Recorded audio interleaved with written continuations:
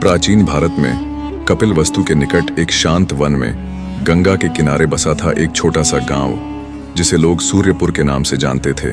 इस गांव में रहता था एक युवक जिसका नाम था विशाल। विशाल एक साधारण कारीगर था जो मिट्टी के बर्तन बनाता और उन्हें बाजार में बेचता था।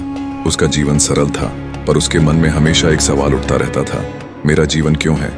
इस विशाल संसार में मेरी क्या जगह है? रात के सन्नाटे में जब वह तारों भरे आकाश को देखता तो उसका मन अपने अस्तित्व के उद्देश्य की खोज में भटकता।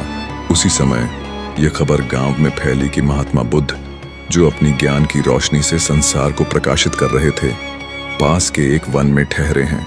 लोग उनके पास अपनी शंकाओं का समाधान लेने जा रहे थे। विशाल के मन में भी आशा जगी।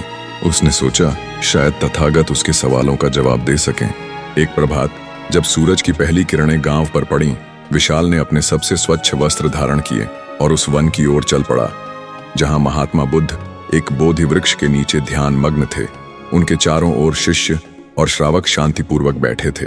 बुद्ध का चेहरा ऐसी शांति से दमक रहा था मानो सारी दुनिया का दुख उनके सामने तुच्छ हो।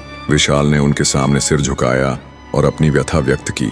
हे तथागत, उसने कांपती आवाज में कहा, मैं एक साधारण कारीगर हूँ, दिन रात मिट्टी के बर्तन बनाता हूँ, पर मेरे मन में यह प्रश्न बार बार उठता है कि मेरे जीवन का उद्देश्य क्या है?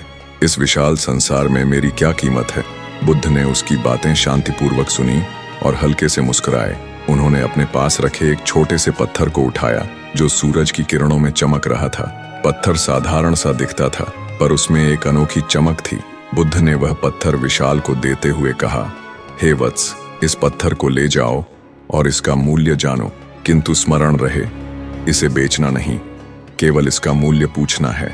विशाल ने पत्थर को गौर से देखा। उसे लगा कि यह कोई साधारण पत्थर है, पर बुद्ध के प्रति श्रद्धा के कारण उसने कोई प्रश्न नहीं किया। वह पत्थर लेकर सूर्यपुर के बाजार की ओर चल पड़ा।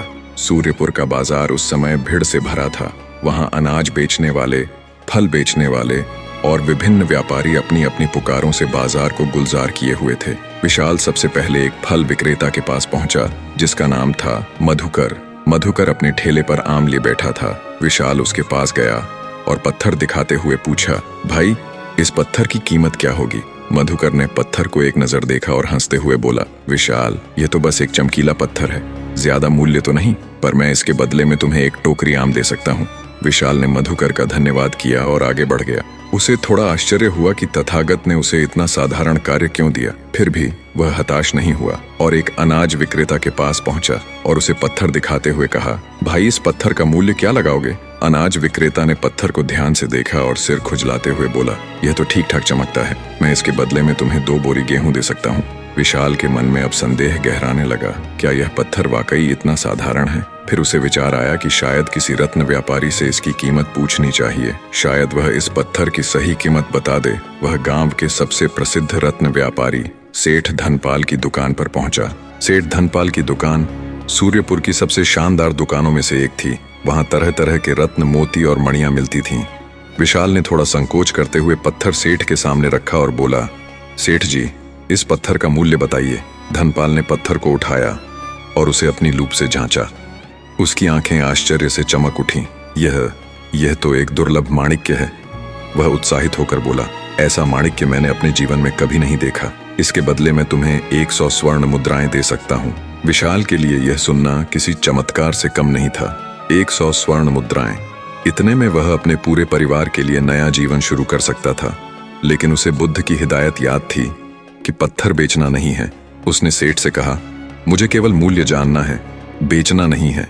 सेठ ने उसे रोकने की कोशिश की और कहा, रुको विशाल, मैं तुम्हें 500 स्वर्ण मुद्राएं दूंगा, किंतु ये माणिक्य मुझे दे दो। किंतु विशाल नहीं रुका। वह पत्थर को अपने अंग वस्त्र में लपेटकर वन की ओर चल पड़ा। पीछे से सेठ की आवाज आई, यह माणिक्य अनमोल है, तुम जो मांगोगे मैं दे दूंगा। किंतु विशाल नहीं रुका। वन में पहुंचकर विशाल ने सारी बात बुद्ध को बताई। उसने कहा, हे तथागत, मुझे समझ नहीं आता। मधुकर ने इसकी कीमत एक टोकरी आम बताई। श्याम ने 2 बोरी गेहूं और सेठ धनपाल ने इसे अनमोल कहा। इस पत्थर का असली मूल्य क्या है? बुद्ध ने अपनी शांत मुस्कान के साथ कहा, विशाल, इस पत्थर का मूल्य हर किसी ने अपनी समझ के अनुसार लगाया। मधुकर ने इसे फल विक्रेता की दृष्टि से देखा, श्याम ने अनाज विक्रेता की दृष्टि से और धनपाल ने रत्न व्यापारी की दृष्टि से। प्रत्येक की नजर में इसका मूल्य भिन्न था, क्योंकि प्रत्येक की समझ भिन्न थी। बुद्ध ने एक क्षण रुककर आगे कहा, यह जीवन भी ऐसा ही है विशाल। तुम्हारा जीवन एक अनमोल रत्न के समान है। संसार में प्रत्येक व्यक्ति तुम्हें अपनी दृष्टि से देखेगा। कोई तुम्हें साधारण समझेगा, कोई महत्वपूर्ण और कोई अनमोल, किंतु तुम्हारा वास्तविक मूल्य तुम्हारे भीतर छिपा है। जैसे इस माणिक्य की चमक तब तक नहीं दिखी जब तक उसे सही दृष्टि ने नहीं देखा, वैसे ही तुम्हारी चमक तब तक नहीं दिखेगी जब तक तुम स्वयं को नहीं तराशोगे। विशाल ने पूछा, हे तथागत, मैं स्वयं को कैसे तराशूं? बुद्ध ने शांत स्वर में कहा, अपने भीतर की करुणा, सत्य और धैर्य को पहचानो। अपने कार्य में निपुणता लाओ। दूसरों के दुख को समझो और उनकी सहायता करो। प्रत्येक दिन अपने मन को शुद्ध करो और अपने कर्मों को सही मार्ग पर ले चलो। जब तुम अपने भीतर की शक्ति को पहचान लोगे, तब संसार भी तुम्हें उसी दृष्टि से देखेगा। विशाल ने बुद्ध के चरणों में सिर झुकाया और मन में संकल्प लिया कि वह अपने जीवन को एक अनमोल रत्न की तरह तराशेगा। उसने बुद्ध से विदा ली और अपने गांव की ओर लौट चला। रास्ते में वह सोच रहा था कि वह अपने बर्तनों को और बेहतर बनाएगा, गांव के लोगों की मदद करेगा और अपने जीवन को सार्थक बनाएगा।